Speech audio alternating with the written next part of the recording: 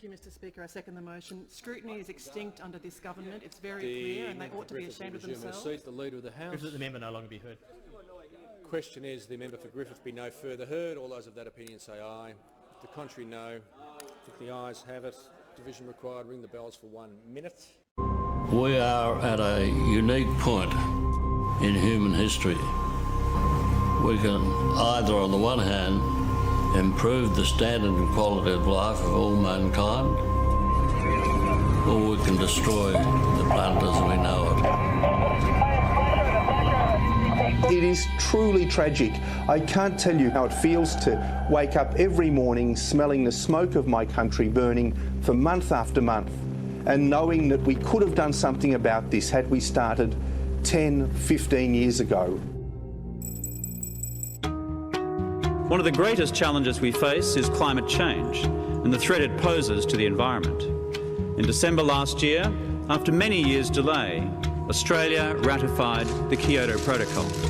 We will require around 500 big polluters to pay a price for every tonne of carbon pollution they put into our atmosphere. The bill's now certain to become law with the help of the Greens in the Senate. The carbon tax is a bad tax based on a lie. There will be no carbon tax under a government I lead.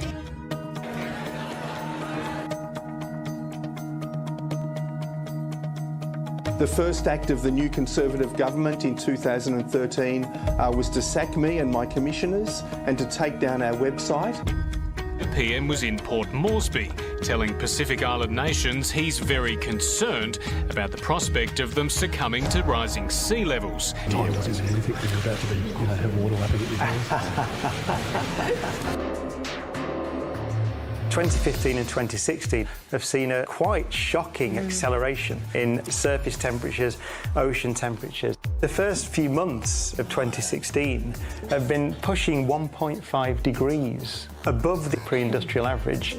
The data has been corrupted, and we know that the 1930s were warmer than today. Yeah. Corrupted? What do you mean corrupted? Been manipulated. And by who? By NASA. By the yes. Australia is experiencing unprecedented extreme heat and setting new records at an alarming rate. A one-time warrior for climate change action has been forced to back down from his target to reduce carbon emissions after he couldn't get the support of his own party. January was officially Australia's hottest month since records began more than a century ago. Australia has warmed by just over 1 degree on average. In most countries, far more people die in cold snaps than in heat waves, so a gradual lift in global temperatures might even be beneficial. People are dying. Entire ecosystems are collapsing, and all you can talk about is fairy tales of eternal economic growth. This is coal. Don't be afraid. Don't be scared. The Treasurer knows the rule on crops. It's coal. Sorry, move over, don't stop, just keep coming. The number of fires and the size of the fire edge is unprecedented. The worst could be yet to come. The suggestion that there's any one climate policy that has contributed directly to any of these fire events is just ridiculous. Nah, you're an idiot, mate. You are out. You're not welcome, you scammer! Scammer! To try and make out that somehow or other the Australian government could have done something by reducing its carbon emissions that would have reduced these bushfires is just complete nonsense. There is you, Mr Kelly, with respect, a senior politician who still doesn't think this has anything to do with a heating up planet. Wake up. Wake up. In the years ahead, we are going to continue to evolve our policy in this area to reduce emissions even further, and we're going to do it without a carbon tax and without shutting down traditional industries upon which regional Australians depend for their very livelihood.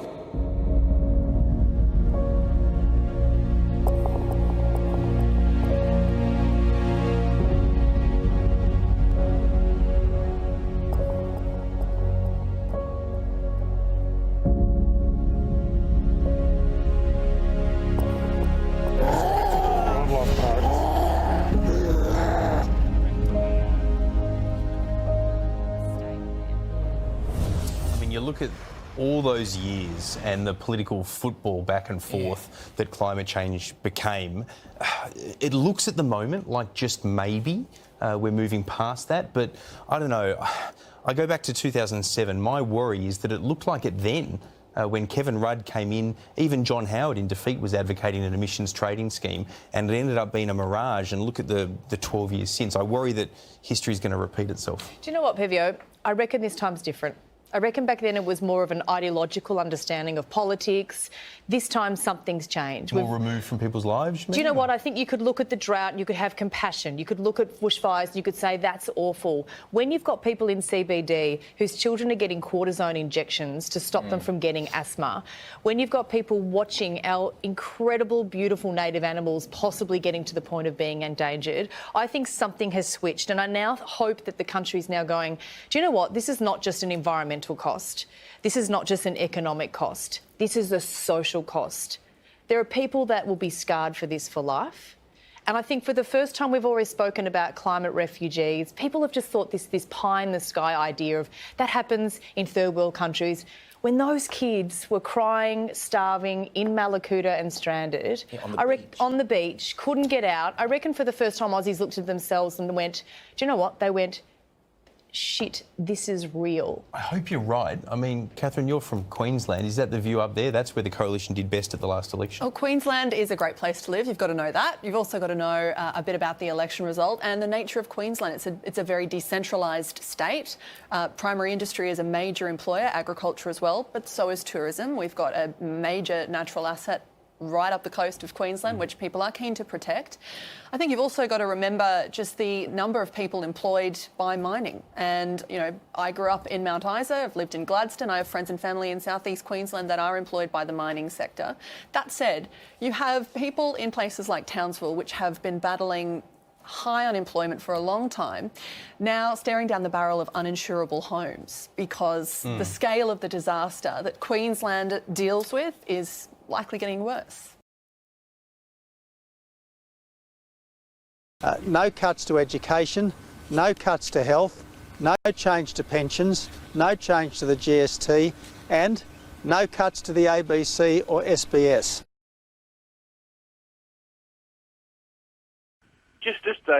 You've made a promise, Mr. Abbott, that you won't change the legislation on workplace relations. But can you make the promise that you won't do it via a back doorway by changing the regulations? Look, we're not going to change the legislation. Work choices is dead, buried, cremated. That's the truth. I can't make it any stronger than that. Well, yes, you can. Will you agree, as Tony says, that you won't touch any of the regulation? Well, we won't do anything that brings any aspect of work choices into play. So no, you won't make the promise on the regulations, will you? Well, look, I mean, there are all sorts of regulations that are made all sorts of times to cover all sorts of day-to-day issues, but how can I bring back work choices if I'm not going to change the legislation? Bringing back work choices would require changing the legislation. The legislation will not change, and work choices is dead, buried, cremated. Could you fiddle around the edges with as Tony's suggesting, fiddle around the edges with the regulation, though? It's dead, buried, cremated. I just say to all of the callers, dead, buried, cremated. Truth, the whole truth, and nothing but dead, the truth? Dead, buried, cremated. Written down? Give me a bit of paper, I'll sign it here. Dead, buried, cremated.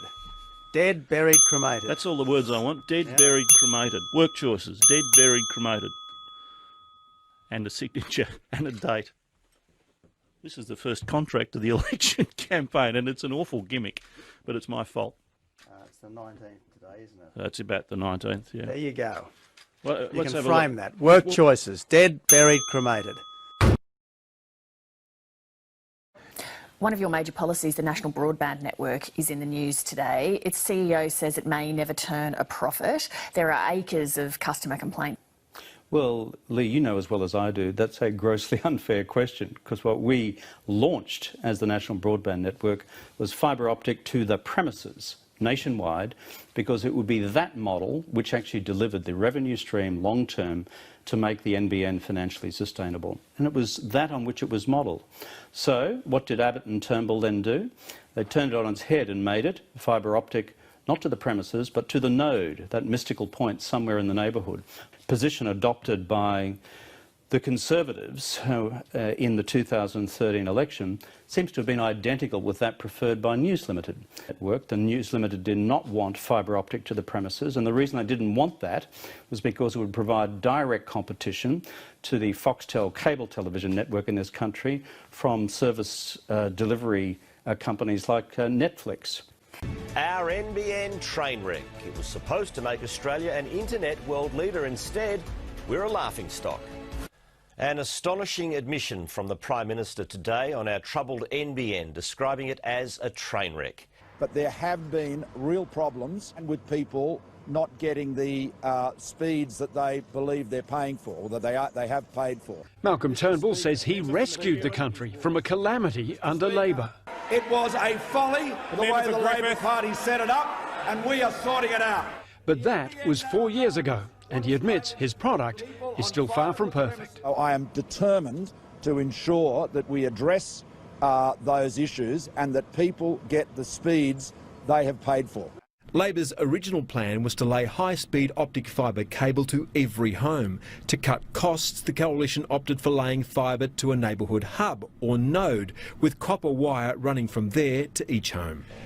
If you're on that side of the street, fibre to the node, the right-hand side, happy days, fibre to the premise.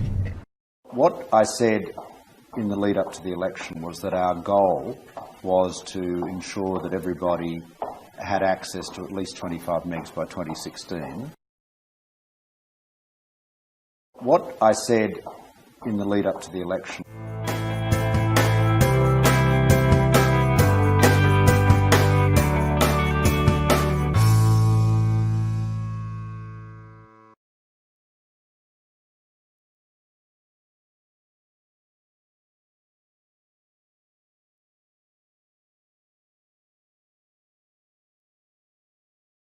Tony Abbott has visited convicted paedophile Cardinal George Pell in a Melbourne jail. The former Prime Minister was spotted leaving Melbourne Assessment Prison early today. Look, I was simply visiting a friend, that's all. And can we ask what sort of spirits is he in? Mr Abbott, what sort of spirits is he in? No comment at all? In February, Mr Abbott described Pell's conviction as shocking for him and devastating for all who believe in the Catholic Church. 78-year-old Pell remains in prison awaiting a High Court hearing over his conviction for child sexual abuse. She used to be great. She's still very beautiful. I moved on her, actually. You know, she was down in Palm Beach. I moved on her, and I failed. I'll admit it. Whoa. I did try and fuck her. She was married. It's huge news, Sarah. No, Nancy. Yeah. No, this was marriages. And I moved on her very heavily. In fact, I took her out furniture shopping. She wanted to get some furniture. I said, I'll show you where they have some nice furniture. I took her out furniture. I moved on her like a bitch, but I couldn't get there. And she was married. Then all of a sudden, I see her. She's now got the big phony tits and everything. She's totally changed her look. She's your girl's hot as shit. In the purple. Describe, in your opinion, the state of Australian politics at the moment.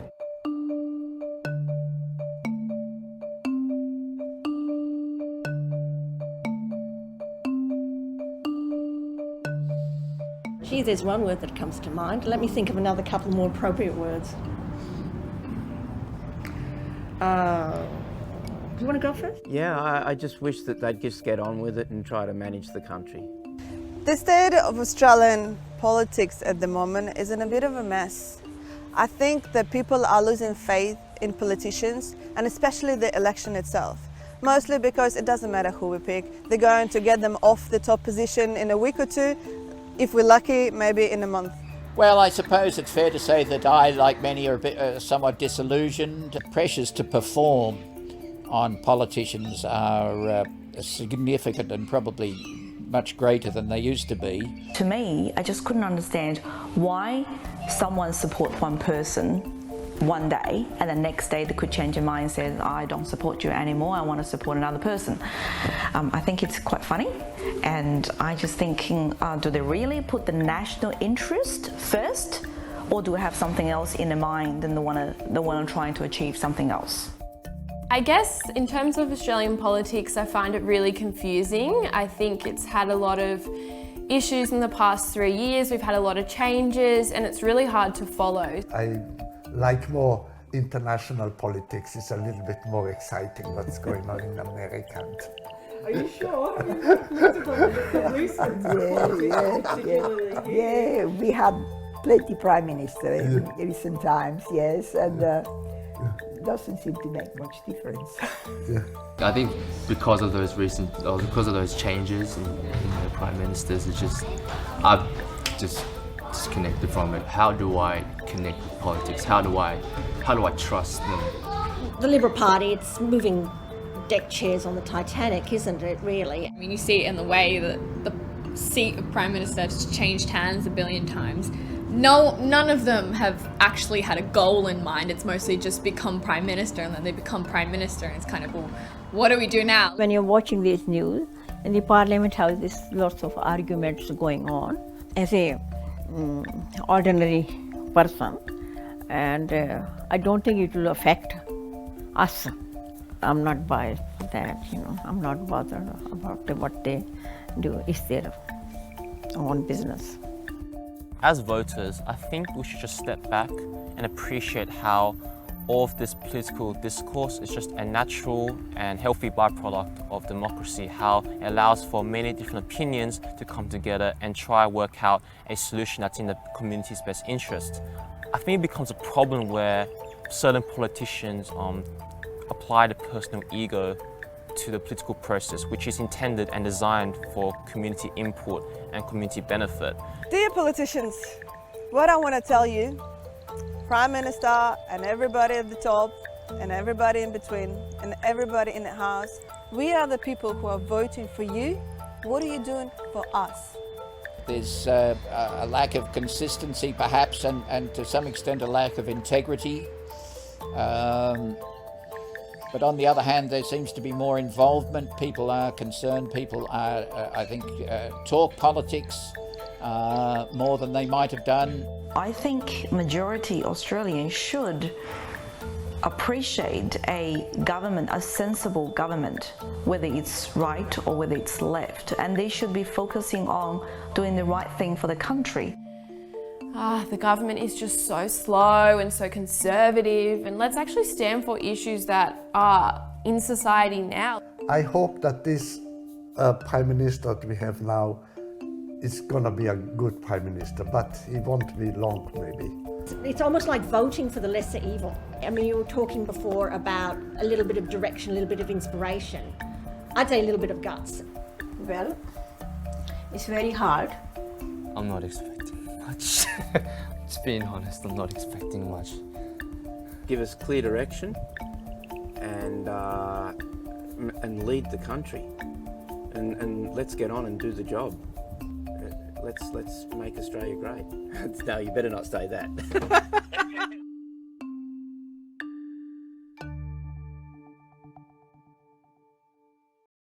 Now this is a goodie. Yeah. Power, money or ego? Why did you get into politics? It's a great question. Behind closed doors, how ugly was politics? Oh mate, brutal. It's ugly with ugly people involved. How much bonking and drinking goes on in Canberra? How big is your pension? And I'm very happy to answer this one. Can I answer? You all lie when it suits you. Are you surprised none of us trust you? No, we don't lie when it suits us. We may withhold the truth, the actual truth. I don't think people should trust politicians. A healthy scepticism towards politicians is a good thing. There have been occasions when I haven't told the full truth. It is difficult to be truthful in politics. A lot of times you're adopting policies you just don't agree with. You have to go out there and sell shit you don't believe in all the time. Like all the time. Yeah, I have great sympathy with some of the party people because the way their democratic system works, it's the majority in the party room that determines the policy. If asked about this, you must say this. And if anyone doesn't and actually wanders off into some area of their own thought process, well, all hell breaks loose. Greg Combet actually thinks this. The press gallery goes crazy. People are frothing at the mouth. It's a game. It's a game. It's almost like there is this joke running that you know about it and the interviewer knows about it too. And you've gone in there with this kind of goal of, this is what I want to say. And their goal is to get you to say something else. If I felt conflicted about a particular thing, and I often felt this way, to be frank, about refugees, then I'd try and avoid speaking about it at all. So we don't give the answer. We're trained not to give the answer, basically. Have you heard this before? So you rule out challenging the leadership, do you? Ever? Now that's a dumb question.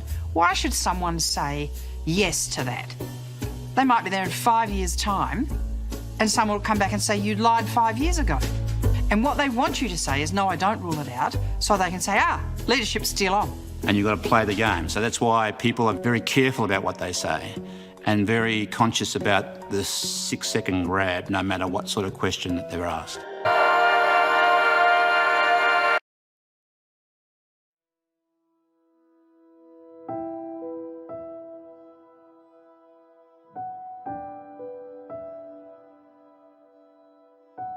The best form of welfare is a job.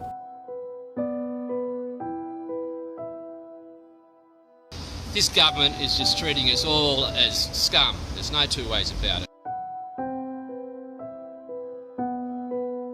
To have Australian workers thrown down the gangway, treated like dogs at sea. We love this job. This is their passion. To have a go, you should get a go. They don't seem to care about the human people. If you work hard and you play by the rules, you should get ahead, not be pulled back. This is the destruction of yet another industry. Opportunity and aspiration for every Australian, for every Australian family. We are going to have to pay our mortgages. We're going to have to find some other way of work because this is all we know. We're about lifting everybody up.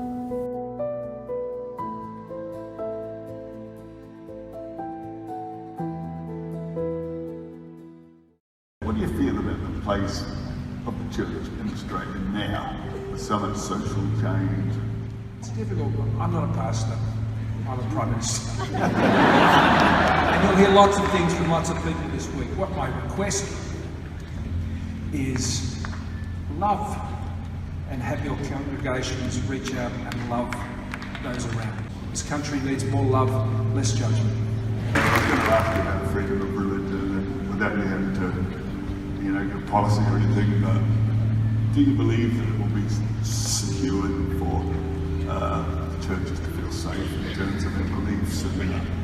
Yeah, I do. I do. And numerous people are fasting for us. What all that boils down to, I think, is a culture in this country. It's not the laws that makes freedom of religion work. It's the culture that accepts it. So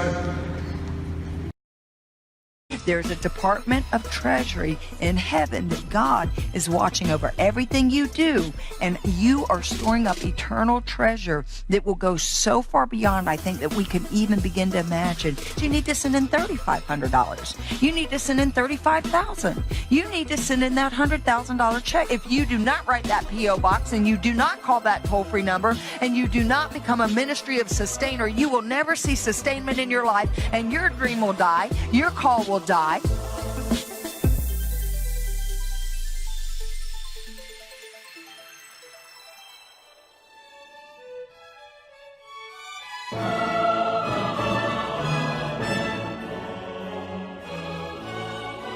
God rules. When I walk on White House grounds, God walks on White House grounds. I had every right and authority to declare the White House as holy ground because I was standing there, and where I stand is holy.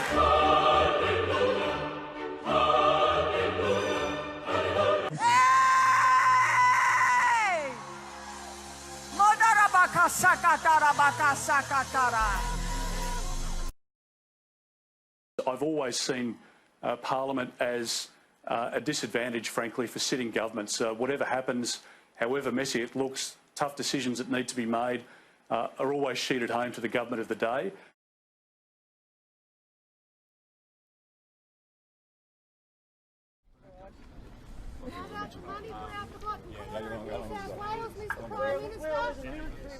How come we only had 4 trucks to defend our town? because our town doesn't have a lot of money, but we have hearts of gold, Mr. Prime Minister? No, you're an idiot, mate. You really are. You won't be getting any votes down here, buddy. You're an idiot. Who votes Liberal around here? Nobody. No Liberal votes. You're out, son. You are out. Good night, Banana. See you, mate. Bye. What about the people who are dead now, Mr. Prime Minister? What about the people who have nowhere to live? You're not welcome, you fuckwit. Every single time this area has a flood or a fire, we get nothing. If we were Sydney, if we were North Coast, we would be flooded with donations, with emergency relief. Well, I'm not surprised people are feeling very raw at the moment, and that's why I came today, to be here, to see it for myself, to offer what comfort I could, but you can't always in every circumstance. I think everyone understands that. The source of your money to do that is what? The source of reserve money. This is the beauty of central banking. Central banks are unique entities in that they can create money. Okay. You know, when we go and buy a government bond off a pension fund, the way we pay for that is credit, if you buy it from a bank, credit the bank's account at the Reserve Bank. So we are the one entity in the country that can create money illegally, just out of nothing. So the central banks are the one entity that can create money out of thin air. And all this folksy nonsense about governments have to live within their means, governments have to behave like households and like businesses, that government spending is bad, deficits are bad, debt's bad. All this to me is nonsense, really, because governments are not like households, they're not like businesses. They have responsibilities that go beyond. Is that tax money that the Fed is spending? It's not tax money. The banks have accounts with the Fed much the same way that you have an account in a commercial bank. So to lend to a bank, we simply use the computer to mark up the size of the account that they have with the Fed. Well, everything is paid for in the form of real resources.